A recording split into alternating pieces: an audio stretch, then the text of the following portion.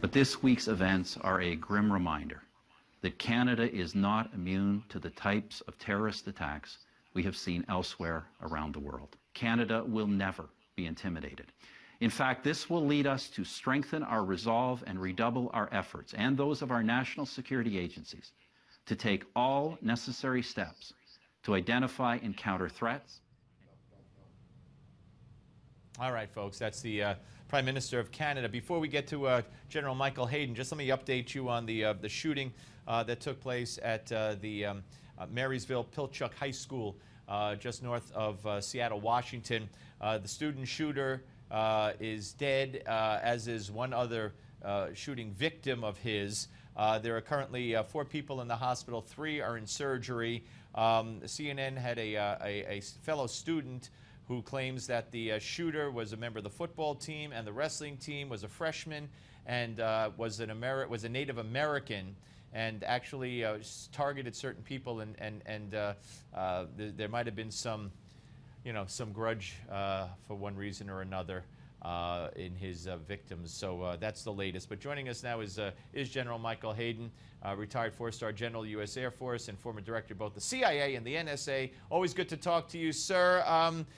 Your take on what took place in Canada on 2 separate occasions, and whether or not what took place in New York City yesterday was jihadist inspired or not, where the guy went over after 4 cops with an axe. Is this only the beginning, as the former New York City Police Commissioner Bernie Kerik told us earlier? Yeah, there's probably evidence, Steve, that we're going to see these kinds of events, self-radicalized, lone wolf kinds of folks. The fact that the United States has taken the action it has in Iraq and Syria, and I fully support it, and frankly wish we would do more, that's going to draw these people out of the woodwork in order to lash out and try to exact some sort of vengeance against what they perceive to be a hostile United States, or, as earlier this week, a hostile Canada. Yeah, no, and this, do you believe that this is this resurgence of these kinds of acts are a direct result of ISIS and their outreach and their videos, the beheadings, and and also the social media postings that they do, soliciting people to do these kinds of things? Probably, but that's something that we can trace with evidence as to what these people were looking at, visiting on the World Wide Web.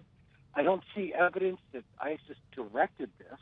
Recall Major Hassan and the killings down at Fort Hood had actually been in contact with Anwar al-Awlaki prior to that.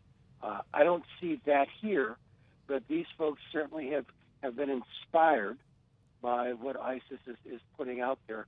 So there is indeed a relationship.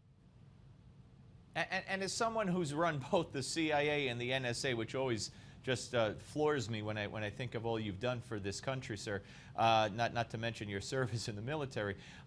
This is law enforcement's worst nightmare, is it not? If it is a person sitting at home in his computer or watching TV and saying, all right, I'm going to do this. And there are no communications with others. There are no cell phones to monitor, or even maybe Facebook postings or emails that would raise a red flag until after the fact. No, Steve, you're absolutely right, and that's one of the troubling and saddening things about this.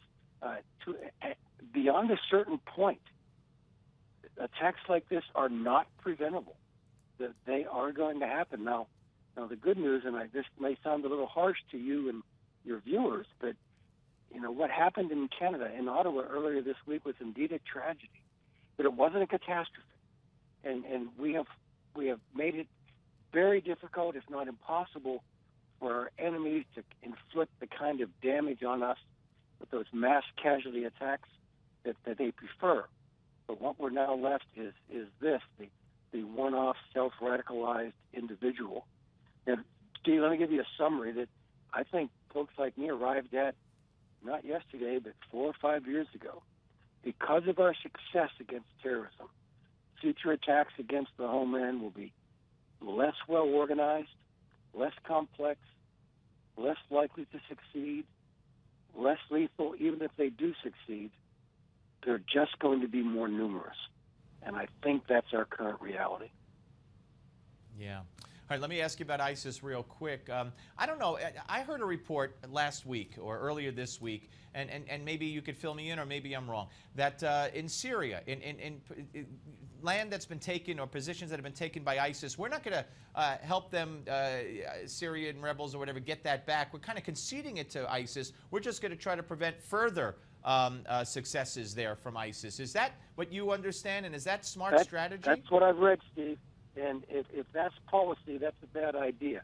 If that's a training sequence, I understand that. In other words, if the concept is let's train these guys to hold ground first before we move on to the more complex task of taking ground, I understand that.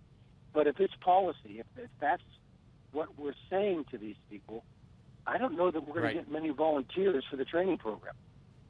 Yeah, it doesn't make sense. General, always a pleasure and an honor. Thank you very much, sir. Thank you, Steve. Bye-bye. All right, General Michael Hayden, and we'll be back with former Director of Counterterrorism for the MTA, that's the Metropolitan Transit Authority here in New York City, Nicholas Casal.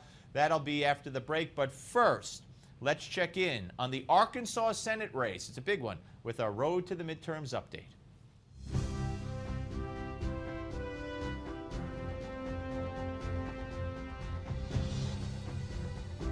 Arkansas Senator Mark Pryor wants to be reelected, but there's more to it than just keeping his job.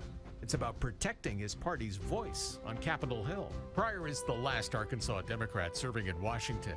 If he loses, there's a chance the GOP could take over the Senate. Republicans need to pick up a net 6 Senate seats to take control, and Pryor's seat is one they're zeroing in on. If the polls are any indicator, Pryor needs to be worried. A new Fox News survey put him 8 points behind GOP challenger Representative Tom Cotton. Cotton, a staunch conservative, is a tough competitor for Pryor. The Harvard Law School graduate is a former Army captain with experience on Capitol Hill, having represented Southern Arkansas in Congress. On the campaign trail, Cotton is quick to link Pryor to President Obama, who, according to an NBC Marist poll, isn't well liked in the natural state with a mere 31% approval rating. But hope's not lost for Pryor. 18% of those polled are still undecided, and the Democratic Party is doing everything it can to sway those on the fence, even bringing in heavy hitters like former President and Arkansas Governor Bill Clinton.